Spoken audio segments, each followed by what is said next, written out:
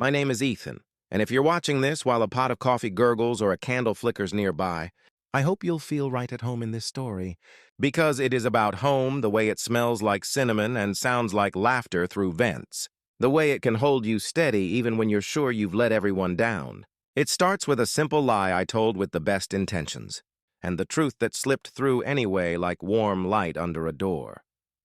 The call came the first week of December, when Chicago was all angles and wind and early dark.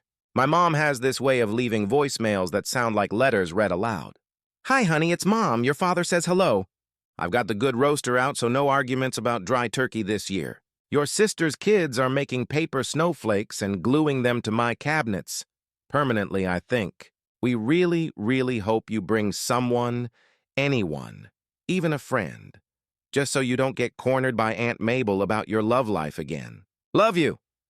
Also, Dad fixed the upstairs shower in case you know anyone's staying. "Okay, call me. Love you." I listened to it twice, smiling despite myself. The last time I'd gone home for Christmas, my ex found me at the grocery store by the date displays, all shiny bows and tins, and wished me well in that voice people use when they're relieved they moved on.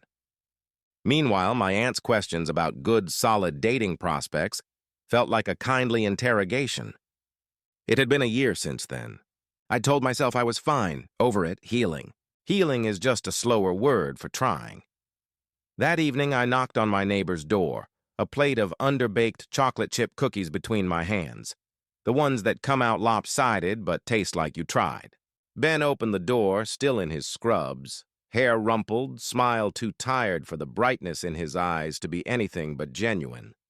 Ben's a nurse, which explains the scrubs, and a good listener, which explains why I've told him things I don't tell anyone else. He moved in last spring, and since then we've traded dinners we burned and coffee that saved us and those conversations that start with, "Do you have any sugar?" and end 2 hours later on the stoop, watching the city remember how to be quiet. He sniffed the cookies. "These smell exactly like apologies." I laughed, walked in, and set them on his counter. "Got a minute?" He glanced at the clock, then at me. "I've got as many as you need." I told him about my mom's voicemail, about the way coming home can thread joy with dread if you've spent too many years showing up alone to a table set for 12. He listened without interrupting, like he always did. Like he knew the way to make a person feel braver is to hold the silence for them without letting them feel it's empty. "Come with me," I said, blurting it the way a person jumps into a cold lake, because if you think about it too long, you never jump. "As my fake boyfriend. Just for the weekend. Just so Aunt Mabel will talk about her quilting club instead of my dating app choices." Ben blinked, halfway between amused and startled. "Your fake boyfriend?" "Temporary, seasonal." I tried to smile. "Like a pop-up," his mouth tilted. "A holiday boyfriend pop-up. Do I come with cocoa and a bow?" "Obviously." I shrugged, heat working its way up my neck. "I know it's ridiculous. You can say no." He didn't. He looked at me for a long second, thumb tapping against the counter in a rhythm I'd come to think of as his thinking drum roll. "I have a different reason to say yes," he said. "My family's in Willow Ridge, too, and if I go home, it's a 3-day festival of you deserve love, and when are you going to put yourself out there again? That somehow makes me feel like I live underwater. But if I go home with a boyfriend, even a fake one, they might breathe." We stared at each other, some quiet understanding humming between us like the space right before a carol begins. "So we'll help each other?" I asked. "We'll be each other's shelter." Ben nodded, the smile that followed warmer than the kitchen light. "We make our parents happy, we eat too much, we make an exit plan with a safe word if someone starts unpacking trauma at the table. We tell the truth after New Year's, or we pretend we parted amicably. We create an origin story. Rules, boundaries." "Rules and boundaries," I repeated, grateful for the way he anchored feelings with plain language. "No real kissing unless we have to. No fake fights. No lingering touches that mean anything." He raised one eyebrow. "Lingering touches that mean anything?" "You know what I mean." "I might. But okay." He offered his hand. "Deal." His hand was warm around mine, calloused from work, steady.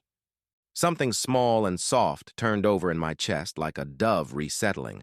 We made lists over tea like the organized adults we were pretending to be.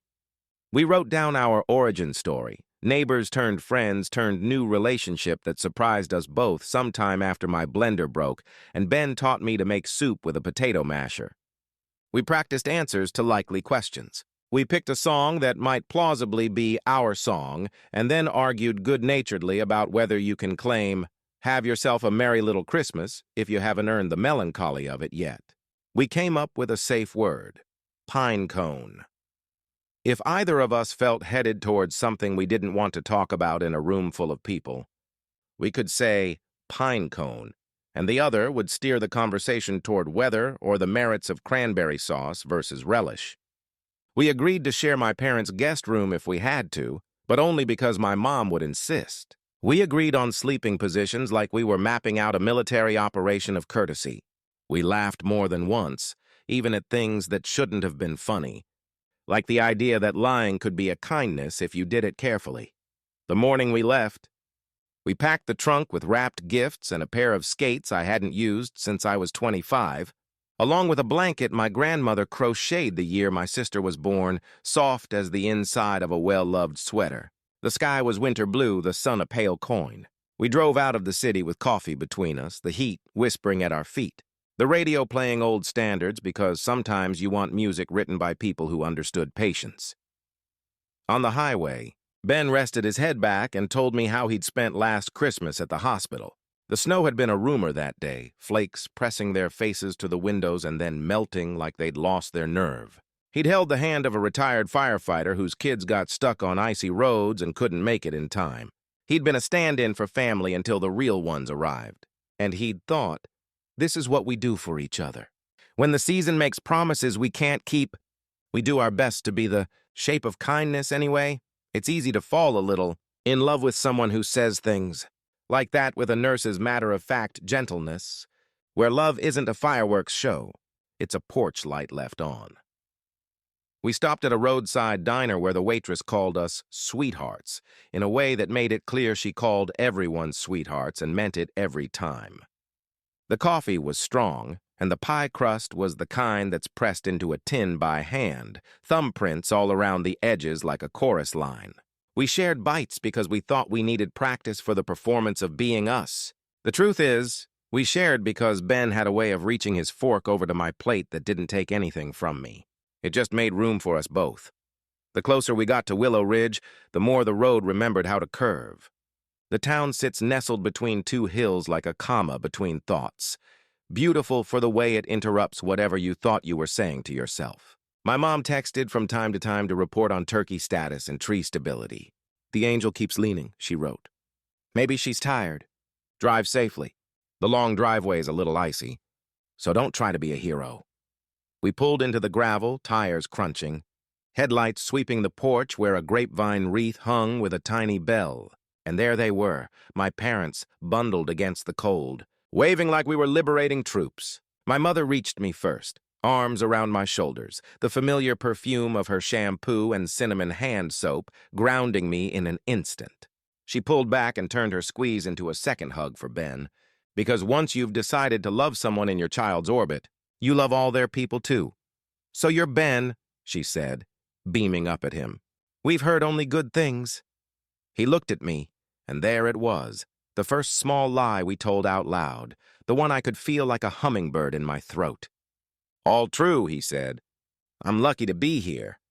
Dad shook his hand with the practical warmth of a man who never stops giving out spare sets of keys. He clapped Ben's shoulder like he was already on the team. My grandma, who'd moved in down the street after Grandpa passed, arrived a minute later, brisk and bright, and the exact sort of hug you get from someone who has known your worst days and your first steps. She peered at Ben over her glasses and gave him a nod that said, "We'll see if you're made of good stuff." It wasn't unkind. It was honest. Inside, the house was lit like only a house in December can be, with light that came from everywhere. Tree lights, stove lights, candle light, and the glow of 100 photographs in frames along the hall. Family is a museum you live inside. The tree leaned a little to the left, but so did the star on top, which felt like solidarity more than flaw. My sister burst in an hour later with her kids, twins who held one mitten each, and announced every fact about everything like heralds to a queen we hadn't met yet. Ben knelt and introduced himself like a person who sees children as people, which they are. And I saw my sister watch him with the softened eyes of a woman who has navigated the narrow aisles of judgment and found, in this polite stranger, someone who wouldn't add to the noise. We settled into a rhythm that felt like we'd practiced far longer than a car ride can explain. We sat side by side on the couch while my mom told the story of how Dad proposed with a ring that had belonged to my great-aunt, and how she said yes with a mouthful of pumpkin pie. We stood at the sink and washed dishes in a parade. Ben handling the glasses with a dignity usually reserved for crystal chandeliers, me trying not to drop anything because my hands always get clumsy in rooms where love is being tested and found faithful. At some point, my aunt did corner us because life has a sense of humor. She asked where we'd met, and Ben told the potato masher story so well he made soup sound romantic and me sound resilient. He makes good playlists for Sunday mornings, he added, out of nowhere, and I felt my breath pause because that was real. That wasn't a story. That was a habit we had built, passing a speaker back and forth over shared coffee, deciding whether the morning wanted Nina Simone or Nat King Cole. He'd seen that. The way you see the shape of a person's day and decide to love that, too. We agreed to share the guest room because keeping up the act required consistency. Besides, Mom had already turned down the bed like we were a set of towels, and there were only so many lives we could untangle in one evening. The room had a quilt my grandma made in her 20s, stitched with plums and greens and thread the color of sunlight on snow. While I brushed my teeth, Ben put on the old radio, soft and tinny, like a memory you lean against. He looked at the bed and then at me. I can take the floor if that makes you feel more comfortable. I shook my head, laughed a little, because there was nothing about him that made me feel anything but safe. We're grown men. We can share a bed. We lay on our backs with a neat space between us like Switzerland. The house creaked the way old houses do, not from age, but from satisfaction at surviving so much. My shoulder brushed his when I rolled over, and the touch startled me, not because it was new, but because it was gentle enough to ask instead of assume. He didn't move away. Neither did I. Somewhere around midnight, the snow started in earnest, tapping at the window, and I slept like the kind of sleep you have, to be loved to pull off. Morning came with coffee and the smell of cinnamon and the reliable cheer of the local radio station announcing the annual tree lighting on Main Street. We walked arm in arm down sidewalks salted and swept by people who'd lived here long enough to know that community is never effortless. It's just worth it. Ben took my hand because that's what boyfriends do at town events, and also because it felt good. No one gave us a second glance. That's the gift of being from a town that remembers who you were at 7 and chooses to believe you're the same. Just taller. We bought hot cocoa from the Lions Club stand. Lids that clicked and steam that fogged our faces. The mayor misread half his speech and got a cheer anyway. The carolers sang, and the alto in the second row forgot the words to Silent Night in the second verse, and we all filled them in, as if the town itself wanted to carry her. Ben looked at me over the rim of his cup in that way people do when they know you're trying to decide whether to be brave. Music has a way of making decisions easier. We swayed with the crowd when the switch flipped and the tree came alive, and later we helped a kid we didn't know retrieve a mitten from a puddle. Ben's laugh hung in the air long after the carols ended, the way good sounds do. At the grocer's, where the aisles are narrower than you think they're going to be, I turned a corner and nearly collided with my past. Michael was there, wearing the coat I used to steal when I was late and cold. He stared for a second that felt like 3 minutes. "Ethan," he said, voice like a question he was pretending didn't matter. "Michael," I managed, suddenly aware of how another person's timeline can make you feel like a detour. He looked at Ben, then at our hands, which by then had been so often linked that I'd forgotten to think about it like an act. Ben didn't squeeze harder. He didn't puff up. He just stood there, calm as a steady dock in choppy water. "This is Ben," I said, my voice gentle but sure. "He's my boyfriend." Michael nodded, eyes flicking through confusion into something softer. "I'm happy for you," he said, and I believed him, which felt like healing's last step. Back in the car, I let out a breath I didn't realize I'd been packing since Thanksgiving. Ben's thumb drew one slow circle against my palm. It wasn't for show. It was the circle you draw when you're telling someone they survived something small and important. We sat there for a while without turning the car on. The quiet turning into a promise all by itself that we could do hard things, and we could do them kindly. The days that followed were the kinds of days that make time feel like a long hallway with a sunlit window at the end. We decorated cookies with my nieces, who took it upon themselves to assign roles. I was in charge of stars and trees, and Ben got the snowmen because he was apparently better at buttons. We went to the pageant at church because Grandma asked, and we sang when the words came to us and hummed when they didn't, and no one minded either way. We built a snowman in the front yard that ended up looking like a retired judge, and my dad put his old scarf around its neck like a knighthood. Every night, we retreated to that quilted bed, and every night the space between us got a little smaller, not from any decision we made, but because some kinds of safety lean in.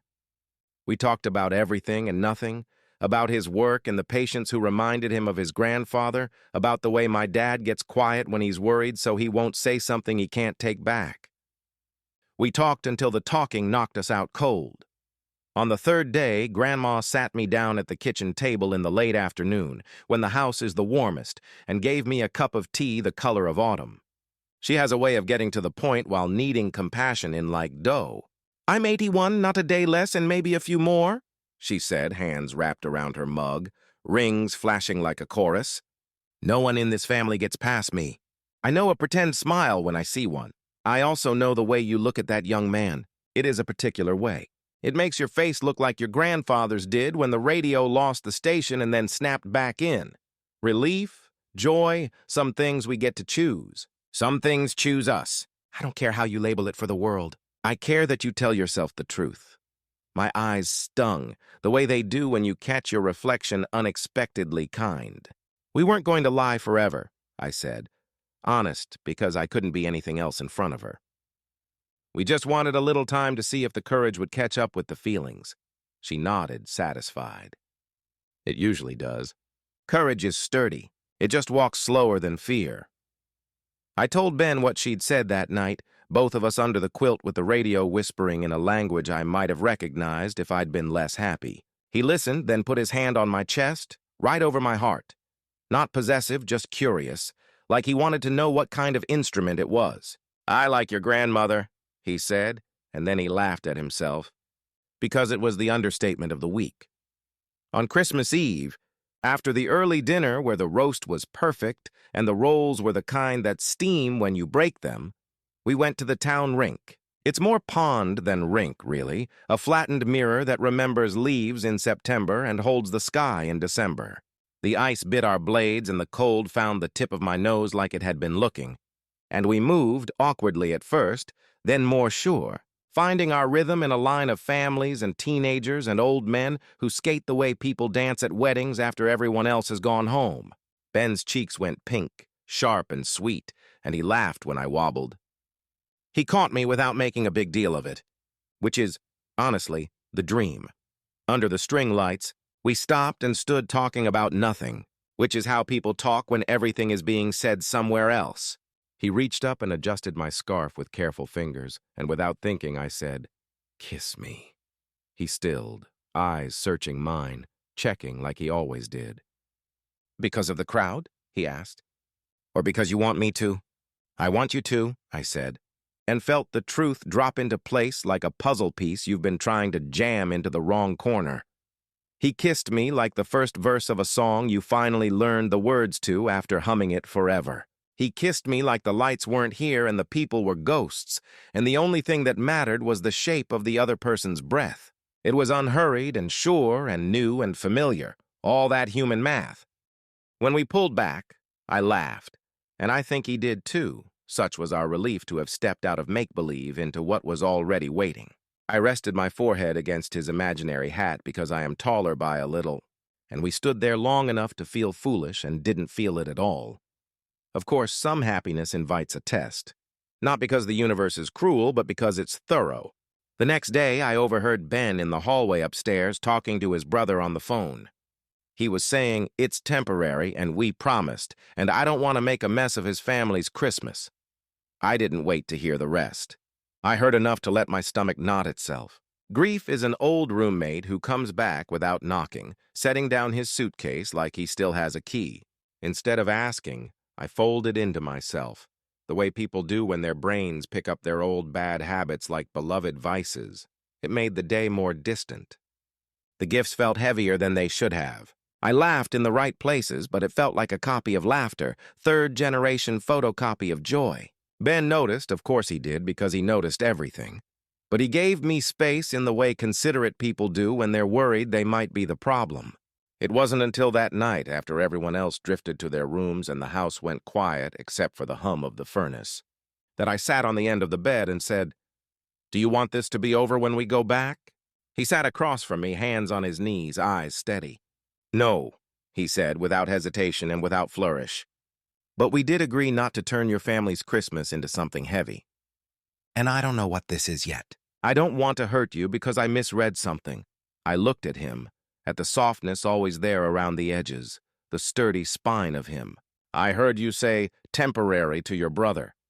He exhaled and nodded, guilt not at all present, just the relief that comes with understanding. "I did. I said this was temporary because it started that way, and I wanted to protect you in case you didn't feel the same. I didn't want him spinning up plans while I was still trying to figure out if my heart was saying a quiet yes or a loud one. And I don't want to write your story for you. But if you're asking me if I want something that lasts past the day we pack the trunk, yes, I do. I want the long drive back with you. I want the arguments about pillows and whether calendar reminders are romantic. I want to know which books you reread when the weather is mean and whether you turn the Christmas lights off on January 1st or let them glow into February because you like a soft landing. I'd been holding my breath, and I let it out in emotion that felt like a prayer turning into air. "I want those things too," I said, and then, because the truth is a muscle you strengthen by using, I added, "I wanted them before we got here. I just thought, if you were pretending, I'd be the only one who brought a real heart to a make-believe game." He smiled then, slow and bright. "No," he said. "You didn't make that mistake." We decided to tell the family together. After presents and before pie, before afternoon naps, and after the kids' sugar storm, in that sweet spot where people are most themselves. We stood in the living room, and I cleared my throat, and my mother put down her camera like she was bracing for impact and also ready to cushion it. My voice only shook a little. "We started this as a fake," I said, "so you wouldn't worry, so we'd have an answer for questions that are hard to answer fast. We didn't mean to lie, not in a mean way. And now, what's happened is real. If that makes anyone mad, I understand. Please know we didn't do this for attention. We did it because we wanted time to figure it out without anyone else's hands on it." There was a beat. Silence has a weight sometimes, but this one felt softer than I expected, like a blanket being lifted rather than a door closing. My dad looked at my mom. My mom looked at my grandmother. My grandmother smiled, delighted, like she'd been waiting for a punchline she already knew and loving that we finally told it. "Well," she said, "good." My mother stood and crossed to us and put a hand on each of our cheeks the way she used to check for fever, eyes bright and lips trembling with the kind of relief that makes a person sit down after. "I'm proud of you," she said. "And I like him, so that works out nicely." My dad nodded, eyes suspiciously shiny. "Ben, there's a shovel out back with your name on it," he said, which is the closest the man has ever come to saying "I love you" to someone he didn't raise. Ben understood. "I'll dig whatever needs digging," he replied. And there we were, saying love in the language of this household, tasks and humor, and making sure no one slipped on the back steps. My sister hugged me hard, like she was giving me back something I hadn't realized I'd misplaced. The twins asked if Uncle Ben would still help decorate cookies if he wasn't pretend anymore, and when he promised he would, they nodded like that settled the matter. The afternoon passed in the gentle way holidays do when the big thing has been said, and there are no more secrets clicking in the walls.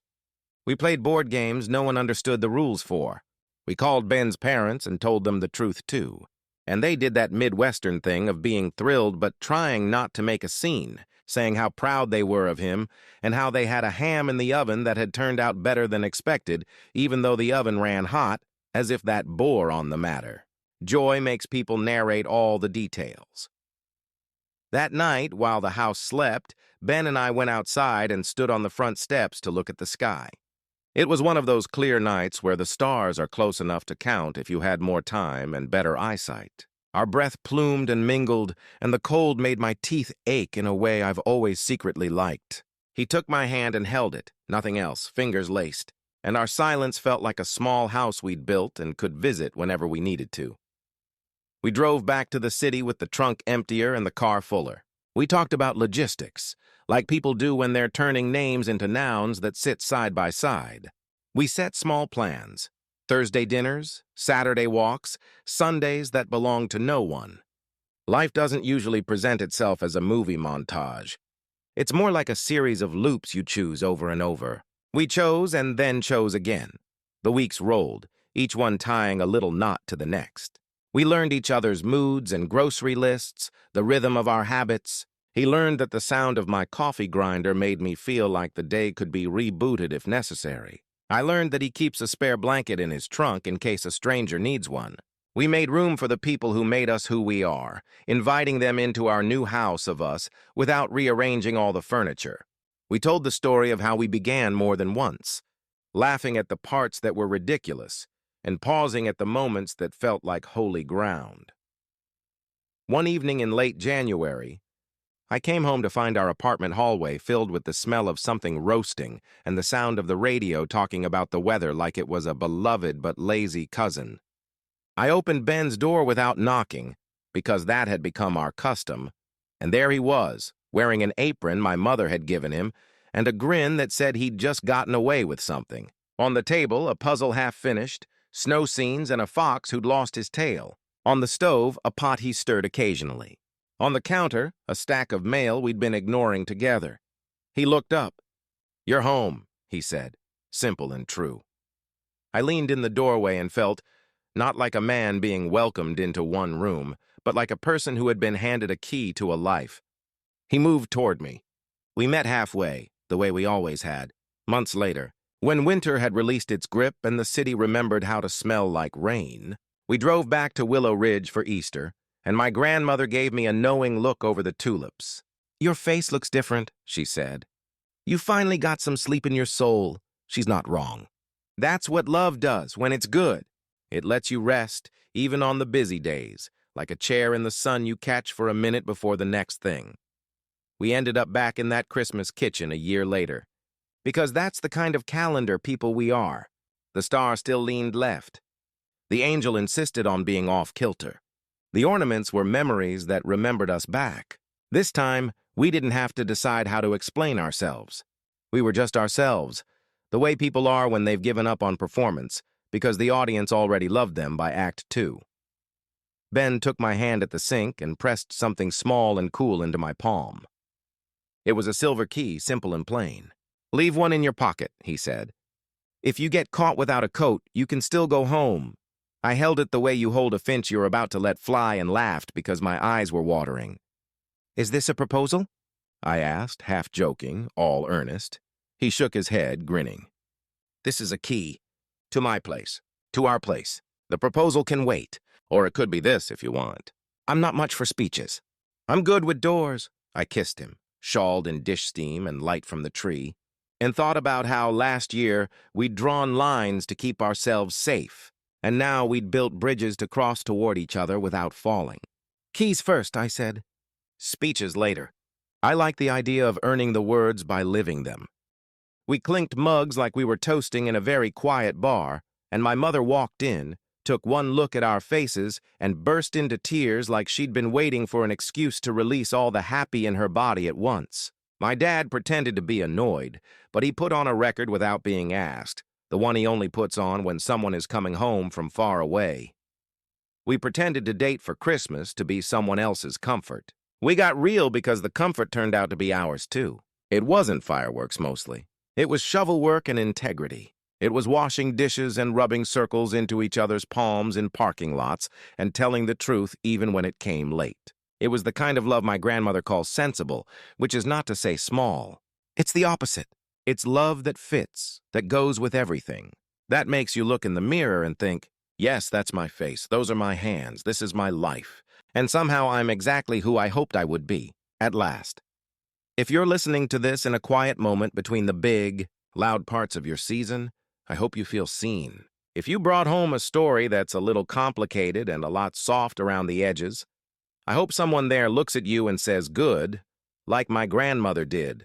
The holidays have a way of asking us to be more than we feel we can be. Real love answers by freeing us to be exactly what we are. We kept the safe word. By the way, pine cone. Not because we needed it with each other anymore, but because life is ridiculous sometimes. And it's good to have a word that can rescue you from the theater of the moment and land you back at the kitchen table with the person who holds your shape in their hands and doesn't let go. A week after that second Christmas, I woke up to snow that dusted the city like powdered sugar and the smell of coffee I hadn't made. I found Ben on the stoop, bundled in my scarf, 2 mugs fogging up our morning. He handed me one without looking up from the street, where a kid was trying to teach himself to ride a skateboard despite the ice. The kid fell and stood and fell again and then finally went 3 feet without wobbling. Ben made a small noise of triumph like he'd been the one on the board. See? He said, handing me the mug, bumping his shoulder under mine. It gets easier. Doesn't mean you don't fall. It means you fall better. You learn how to stand. We stood there for a while, the city saying its soft winter things and us listening, hands warm around something good. It wasn't dramatic, unless you're someone who understands how dramatic quiet can be when you've lived without it. It was a Tuesday morning, and we were making a life out of Tuesdays, which is, I think, what all the best love stories do once the decorations are back in the attic and the tree is a memory and the miracle, if there was one, is something you sweep up with the pine needles and feel under your feet all year. We pretended to date for Christmas. We told everyone we were decorating for the season, a temporary display, careful with the ornaments and cautious with the tinsel. But somewhere between the song we decided was ours and the soup we mashed and the key that made all the locks make sense, the pretend melted. What stayed was so simple it felt like an answer to a question that had been echoing in both our chests for years. We weren't acting anymore by the time the lights went back in their cardboard sleeves. We were just 2 people who, when the snow started and the road curved, decided to keep driving carefully in the right direction together. And every time we look at each other across a room now, for birthdays and bad days, in kitchens and hallways, with friends and alone, we say without saying a word, real, always.